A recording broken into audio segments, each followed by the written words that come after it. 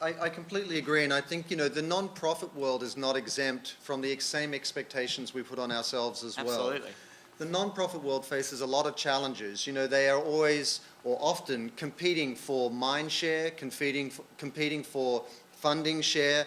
They don't necessarily default to an open source mentality. So in Haiti, you'd see people trying to fix the same problem over and over again instead of actually working together. So one of my hopes by bringing the best of the private sector to the social change space is to hold non-profits to the same standard that the for-profit world does, which is what's the most efficient way to do this? And how are we measuring our impact on the ground? And how are we accountable in terms of how we're going about our business? So there's improvement needed on all areas. Could you address maybe sort of the value proposition that Ian brought up of like, you want to deliver value, but then there's also the sort of like no cost, no value. So what are the dangers when like good design choices make it too easy? So it's like, oh, I can buy this thing and I feel like I'm doing good in the world, or it's like I can click on something and then like I'm doing good in the world. And how do you make it show that it's still hard to change things and make that valuable? That's a great question. Obviously this has been a very heated debate with many commentators weighing in, most notably Malcolm Gladwell, who argued in The New Yorker that basically social media only generates weak ties that can't be compared to the social activism of taking to the streets in the 60s. I think, the Spring Revolution across Arab nations, on the other side of the world demonstrated that it does play a significant contributory role. And I think it would be a mistake to judge the potential of this technology based solely on its use today. 80% of people, if not 90%, use a lot of this technology as idle distraction, entertainment, talking about their lunch. But the ability of people to connect in real time all around the world about what they care about is potentially transformative. But we do need to drive this conversation. We can take our hands off the wheel and just let all this technology be another sort of iteration of how clever we are, but really don't engage it, for social change on any scale. And there's a book that came out recently, The Moral Consequences of the Global Economic Meltdown. And the research in that book said, as the economy got worse, our moral behavior got worse. By the same token, as the economy gets stronger, we're more inclined to be generous and think of the greater good. So we have a responsibility to choose whether we drive this conversation, we engage this technology in the right direction, or do we say it's going to happen organically and let's hope it ends up there, or we take our hands off the wheel altogether and say it's not my problem. So I don't agree that it encourages slacktivism, but even notwithstanding that, we still need to steer the conversation in the right direction. And my hope would be that in 10 years' time, our children are sitting there going, of course, Procter & Gamble and Nestle and whoever else it might be are custodians for this cause. Of course, Patagonia and Nike are major players in the environmental world. Why? Because that makes us like the brand, which makes us want to buy their products, which improves their bottom line. And that's a role that we all have to play if we want to see that happen. I think it provides entry points, right? Quite frankly, your point about going from like the Arab Spring right now that's happening versus activism over the last 20, 30, 40 years, we still need entry points, right? People doing that, I would say, is it bad? Is it detrimental? No. I don't think it's detrimental. It's an entry point that we hope to transition people through deeper engagement, which comes from, quite frankly, real experiences, earned experiences that are aligned with my values, right? So if it's an entry point into better behaviors, fantastic. If that's where they lay, at least they've done something. If they get deeper into it, even better with some of the work Jeremy's doing to engage people over time. That's where people need the kind of entry points to allow them to kind of make small changes and see that impact. And I think that's a great starting point. And we've had significant markers in the last few years. I think a lot of people were encouraged how connected citizens were responsible in the last presidential election, and we know that it'll be very consequential whoever wins in the next presidential election. We've had another example about people rallying in protest around the oil spill in the Gulf of Mexico.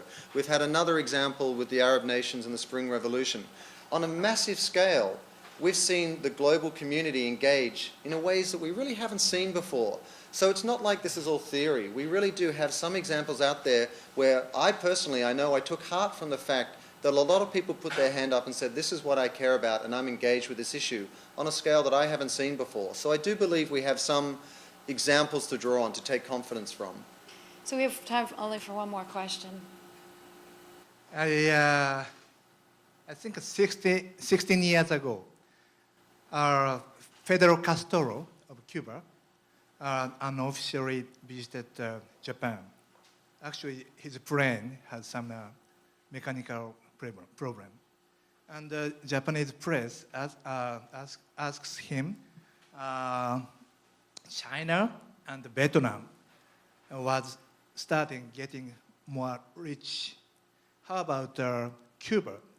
And Fidel Castro said, if everybody living in China and Vietnam will ride automobile, what happen in the world? I think every nation has a right to enjoy economic prosperity, but still I cannot get an answer for Fidel Castro's response. Probably I think zip car cannot settle the issue. And do you think how to reconcile such problem in the world? If you look at the emerging middle classes that are happening, that are growing out of India, Africa, and in China as well, that's where we're sat here talking a lot today about the US and about the EU. That's where the change is going to happen, right? Fundamentally, you look at, actually, Jan Chipchase at Frog has done amazing work when he was at Nokia before around mobile payments and mobile infrastructures and how we're changing the way we bank. That happened in Africa 10 years ago because there are no landlines, right? Because if we had landlines, they tear the copper down and they steal it. These areas of the world that are being developed right now, that's where we actually have to put our hopes, to be honest, and our energy. Because if they make the change around the infrastructure that they're building today, whether it be telecommunications infrastructure, automotive infrastructure, urban infrastructure, that is what will affect what happens here. We're actually at the point where we are no longer, driving what's going to happen.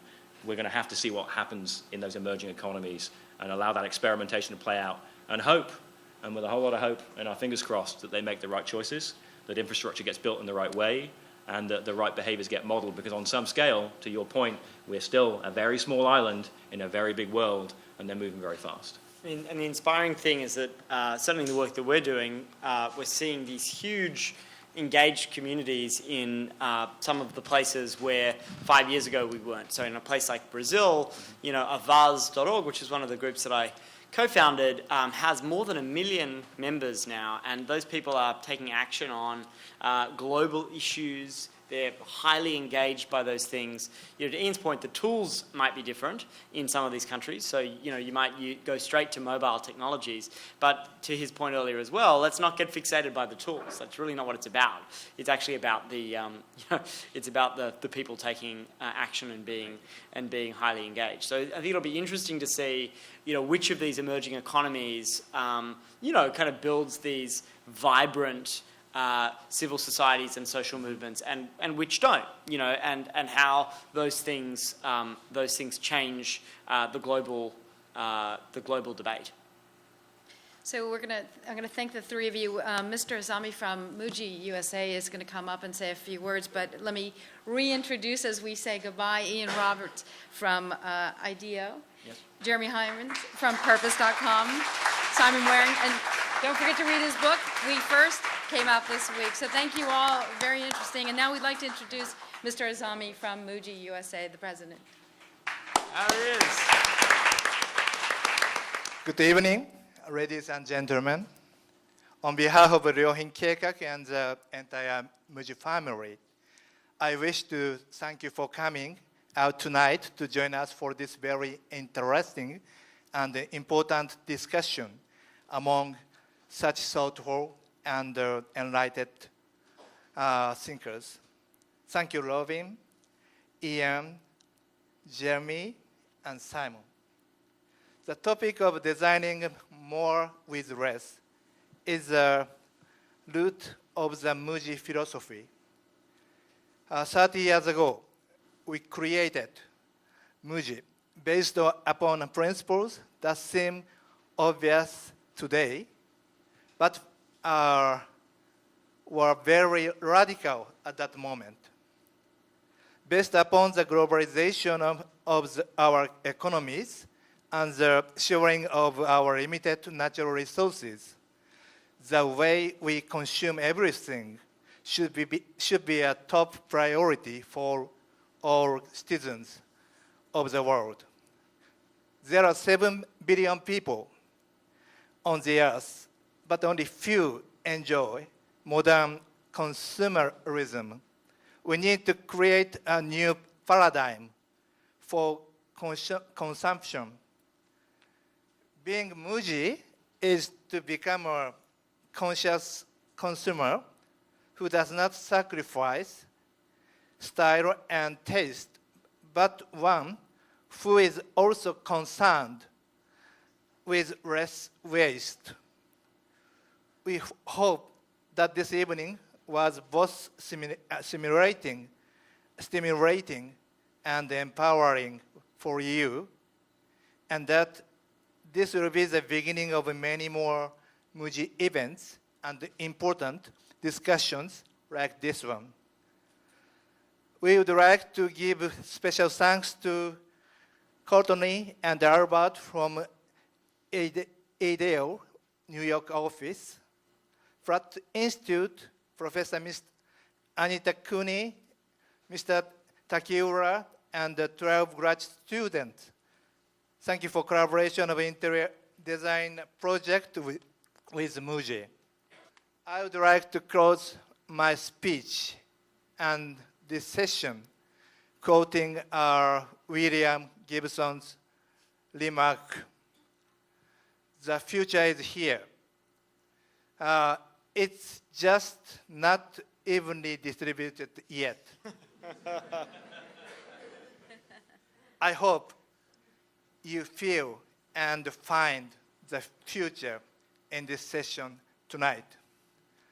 Thank you again for being with us, and very good night.